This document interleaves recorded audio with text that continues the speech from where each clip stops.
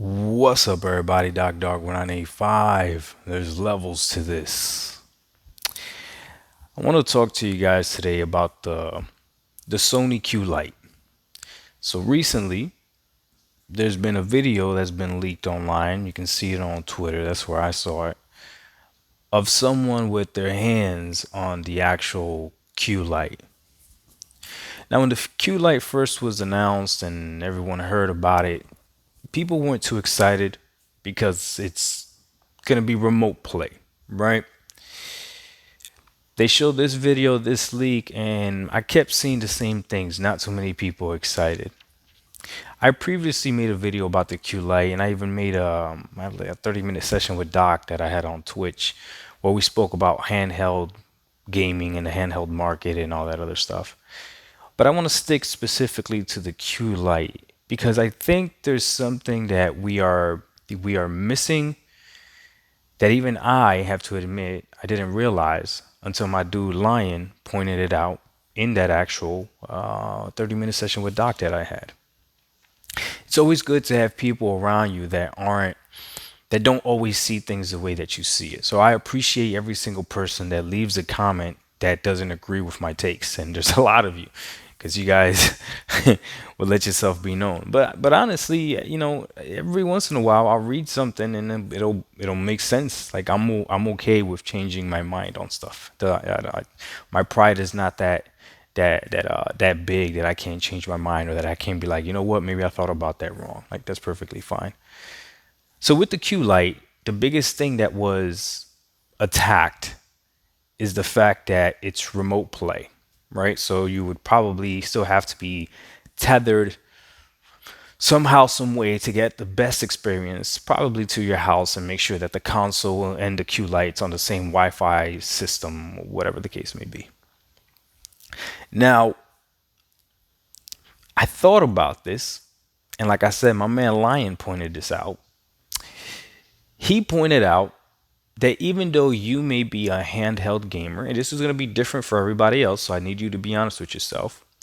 How many of us are actual handheld gamers that game outside the house?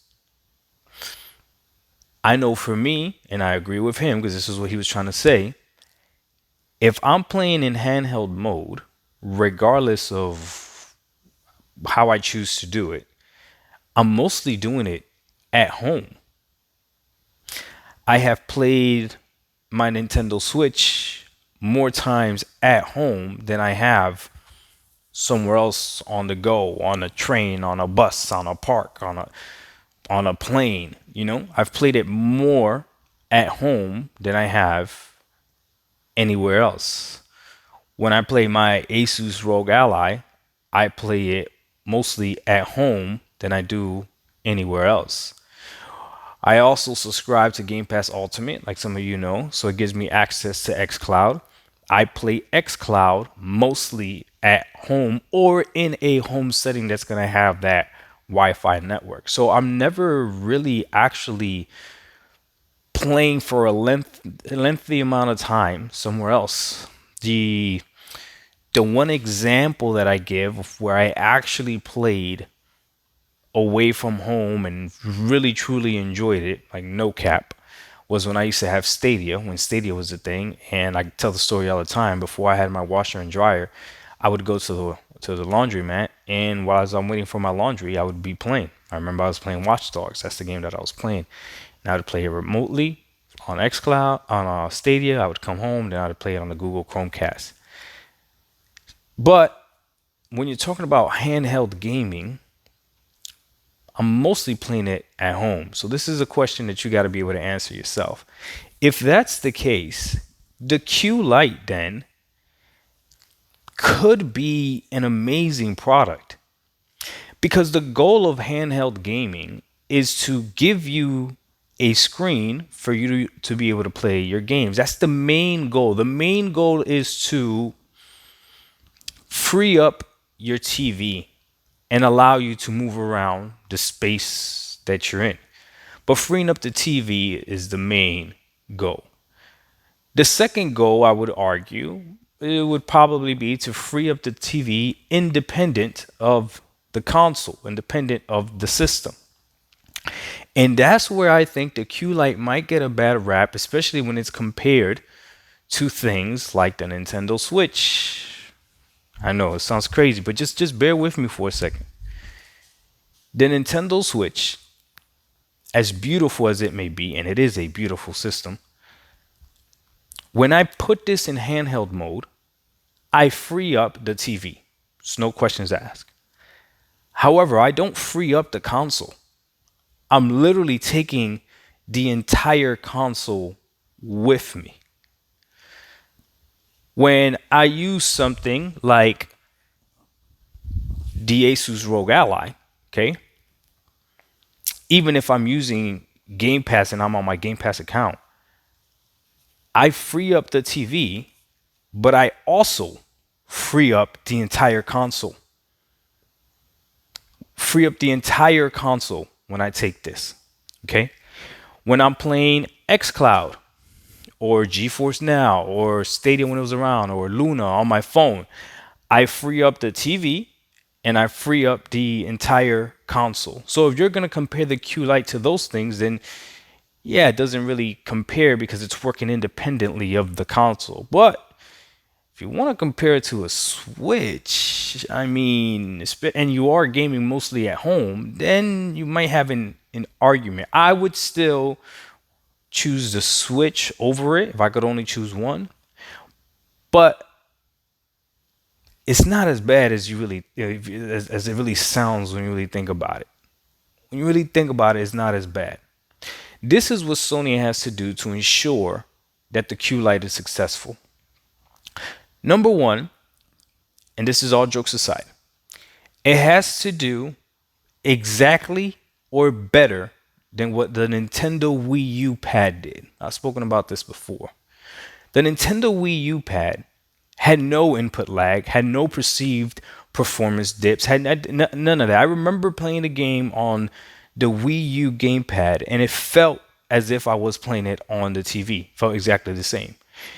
Now, the Wii U gamepad was big and bulky and everything, but the controller was incredibly comfortable. No one can dispute that. More comfortable than the Nintendo Switch, in my opinion.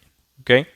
The Nintendo Switch Joy-Cons are actually not that comfortable. That's why there's so many aftermarket Joy-Cons, because they're really not that comfortable. It's just really compact. But back to the Q-lite. The performance between the PS5 and the Q-lite has to be flawless. Flawless. It's got to be amazing. If they do that, that's huge. And then the second thing that they got to do, because this Q-lite is so dependent on the PS5, the price point has to be right, which means you can't price it higher than a Nintendo Switch, in my opinion. You can't, and even $300 is looking steep. Maybe you price it at the same price as a Nintendo Switch Lite. Maybe. And now you might have something.